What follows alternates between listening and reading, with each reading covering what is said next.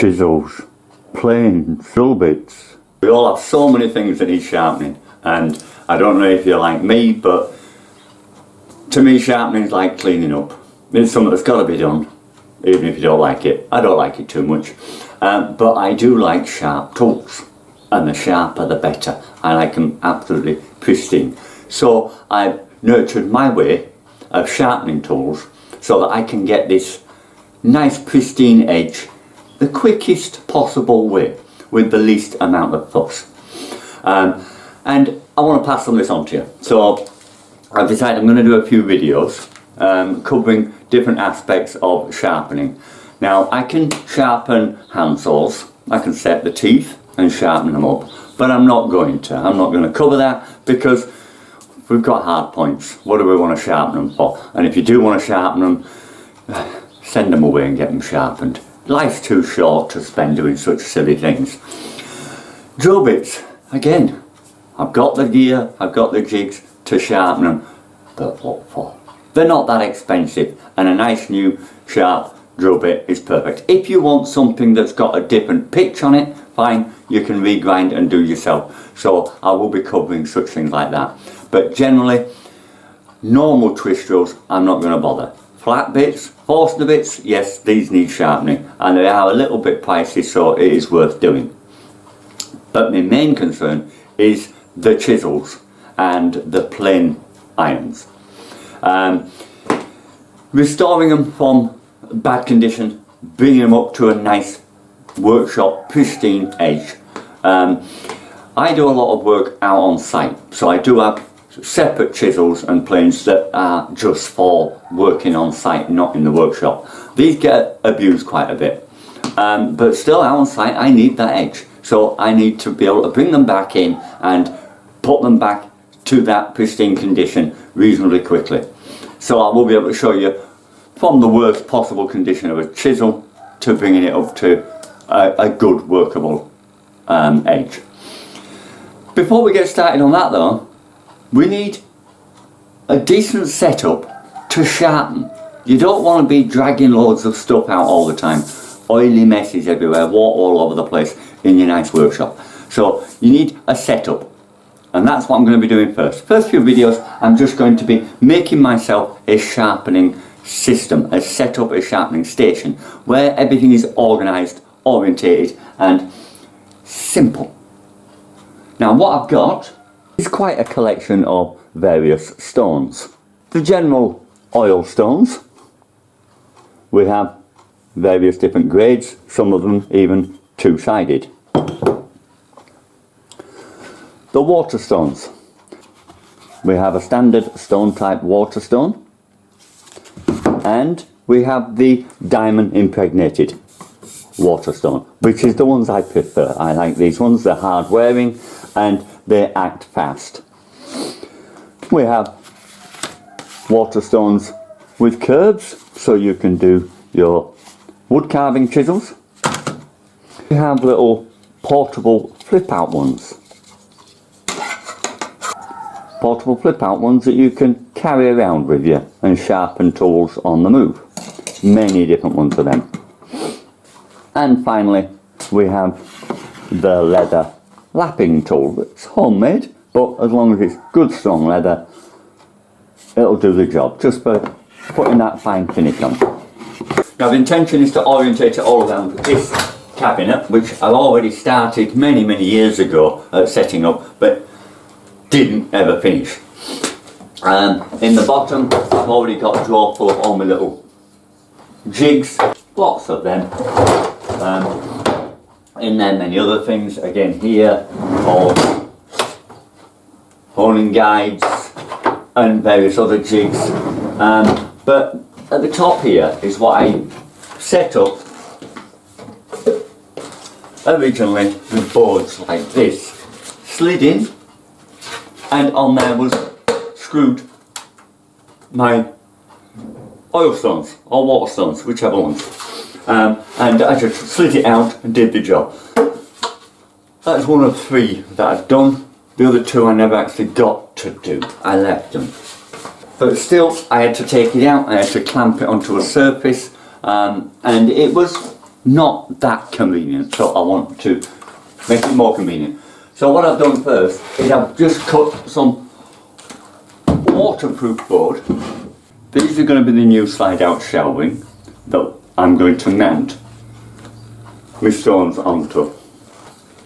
Just a point on these diamond impregnated stones, they are different grits obviously, and there's a simple way of determining which one you've got, and that is by these coloured discs on the top. Primarily there is 4 different colours. Most of them are double-sided, so you can just either change them over. So if you can get the right set, you only need 2 of them, because they're quite expensive, so minimising what you need. 2 of them with the right colours on, and then you'll have the full set of 4. The finest one is the green one. Let's see if I can find the green one. There you are, that's a green one. That's at 120 grit. Sorry, a 1200 grit. Yeah, that'll be the finest one. So that's your green at 1200 grit. Then we go for the red one, which is a 600 grit, so half the fine one. Then we'd go for the blue. Now the blue one is at 325 grit, and the coarse one is black. Okay, we have it on that one. Coarse one is black at 220 grit. For my work, sometimes that is not coarse enough. I have this solid stainless steel piece impregnated with a 60 grit. Very coarse, and it will grip down very quickly. Diamond grit. So I like to keep that one. Now the way I'm setting them out is I will be doing coarse, medium and fine in that order, in all cases. Now as we've got very coarse here, I want to put it there. Then we've got the black one there.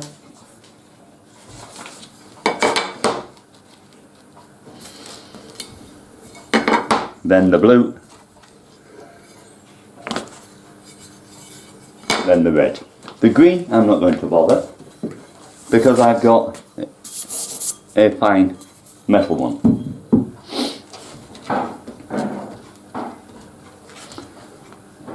And that's how I'll have the setup. Now I have this one, obviously blue, medium sort of grade. I just use the portable one that I can sharpen my hand knives and my marking knives and those sort of things on it. I don't have to get all this flat out. So I just keep that to one side for that purpose. Now you notice with the colours that I mentioned before, these hand ones, portable ones, come in these colours as well. And the actual case is the colour, so it tells you what grade it is. Now how I want this done is I want these to be flush with this top, so my irons can run off it without gouging lumps out of this, but without it bumping up and down, so as level as I possibly can. Now on previous ones I actually routed these into the piece of wood, but with this being a wet area and now I've got a waterproof board, I don't want to be doing that. Even though it is the most attractive and looks the most professional finish, it won't be the most practical. I'm not going to be sinking it in. What I'm going to do is just simply put run on and run off pieces of the same material, top and bottom, and I can just set these ones in.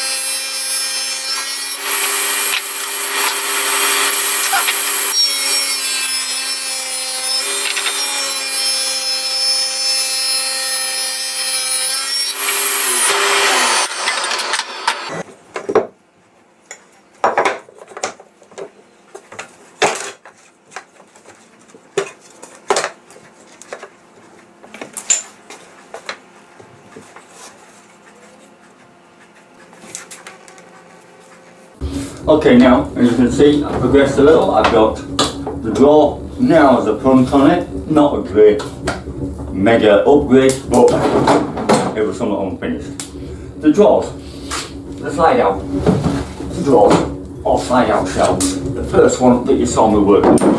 You'll see here as I suggested. The only difference is to keep things nice and level, I put the fine and coarse together here because there's a little difference in the thicknesses of them, and I wanted them both to be nice and level. They are movable, but they don't come out. If I took everything out this way, it would to turn them over, but I don't need to turn them over that often, so they're okay as they are. Same with these ones down here, but they will slide right out. Okay, so that's the platform done. Now I've done the same with the oil shelves. 2 of them I've got, but I've still got that first issue I had of once these are done, I've got to bring them out, put them on the top, get clamps out, clamp them into place and such. Tedious. Okay, so I know we all have different setups in your workshop, and you're going to have to look at what setup you've got and think about how you're going to do it. But in my case, this is how I rectified the problem and speeded the whole thing up. I have a sliding table. This section slides because the steel table slides. But because this slides, it also lifts off very easily. Leave me some tracks, some runners, and now I incorporate on the bottom of this one track, one track which will fit in the centre of that track, like so. I won't be turning upside down, so that won't happen.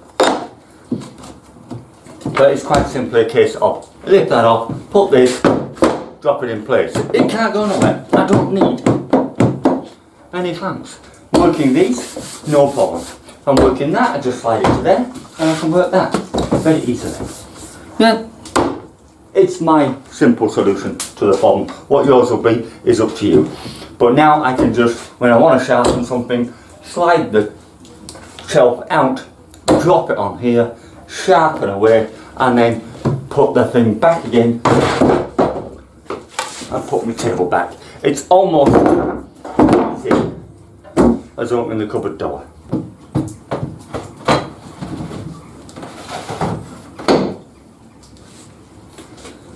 Now that's my station ready. Now we can get on to some serious sharpening.